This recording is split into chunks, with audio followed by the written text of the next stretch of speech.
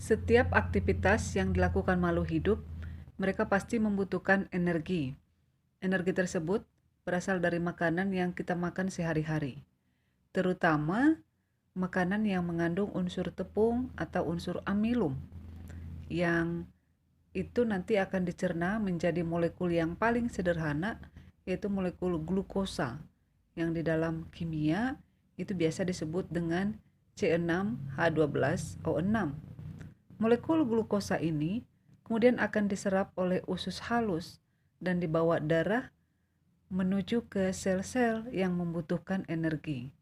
Setelah sampai ke sel, glukosa tersebut akan bertemu dengan oksigen, maka akan terjadi reaksi yang biasa kita sebut respirasi aerob, yang pada sel dengan persamaan reaksi kimia yang sudah sangat kita kenal sebenarnya, yaitu C6H12O6 tambah 6O2 menghasilkan 6CO2 tambah 6H2O tambah energi atau tambah adenosin trifosfat.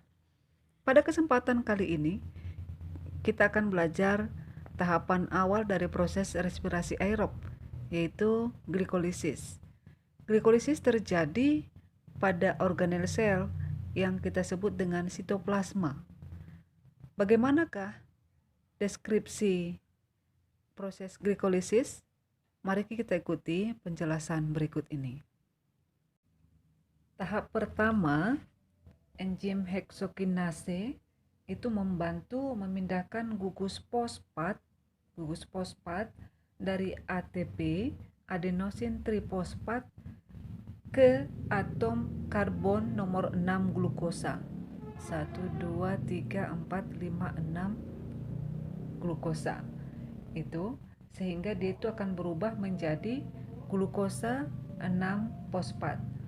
Dan ATP, adenosin trifosfat, akan berubah menjadi ADP, adenosin difosfat. Pada tahap yang kedua adalah proses perubahan dari glukosa 6 fosfat menjadi fruktosa 6 fosfat yang akan dibantu oleh enzim fosfoglukoisomerase. Lanjut ke tahap yang ketiga. Pada tahap yang ketiga, fruktosa 6 fosfat akan mendapatkan tambahan 1 gugus fosfat dari ATP. Tadi dia bentuknya seperti ini, karena tambah gugus fosfat dari adenosin trifosfat, jadi dia itu memiliki 2 fosfat di kiri kanannya. Terus, sehingga berubah namanya menjadi 1,6 fruktosa 1,6 difosfat.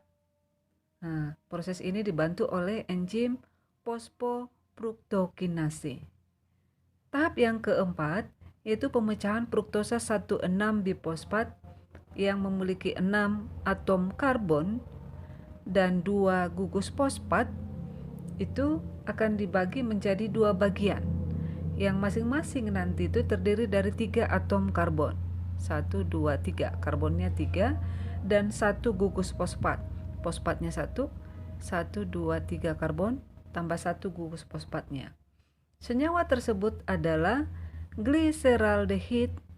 Ini gliseraldehid 3 fosfat dan satu lagi dihidroksi aseton fosfat. Tahap yang keempat ini dibantu oleh enzim namanya aldolase. Nama aldolase diambil dari peristiwa pemutusan pemecahan rantai karbon. Pemutusan atau pemecahan rantai karbon. Makanya dia sudah dibagi menjadi karbonnya terbagi atas 2 bagian. Terus kemudian di sela atau di antara gliseraldehid 3 fosfat dan dihidroksi aseton fosfat terdapat isomer. Artinya, kapan saja mereka berdua ini dapat berubah menjadi kembarannya atau isomernya. Menjadi isomernya yang dibantu oleh enzim isomerase. Ini dapat dilihat pada tahap yang kelima. Pada tahap yang keenam, 2 molekul gliseraldehid 3 fosfat akan mendapat masing-masing 1 gugus fosfat. Nah, akan mendapat masing-masing 1 gugus fosfat sehingga dia itu akan berubah menjadi 1,3-bifosfogliserat. Selain itu, gliseraldehid 3 fosfat itu akan teroksidasi dan akan melepaskan atom hidrogen dalam bentuk ion H positif yang akan ditangkap oleh akseptor elektron namanya NAD. Nah, NAD itu nikotinamida adenin dinukleotida. Dan akan membentuk NADH, nikotinamida adenin dinukleotida hidrogen. Proses ini dibantu oleh enzim triose fosfat dehidrogenase. Pada tahap yang ketujuh, enzim fosfogliserokinase. Enzim fosfogliserokinase akan mengkatalis pemindahan gugus fosfat dari 1,3-bifosfogliserat ke ADP, adenosin difosfat, sehingga ADP akan berubah menjadi ATP.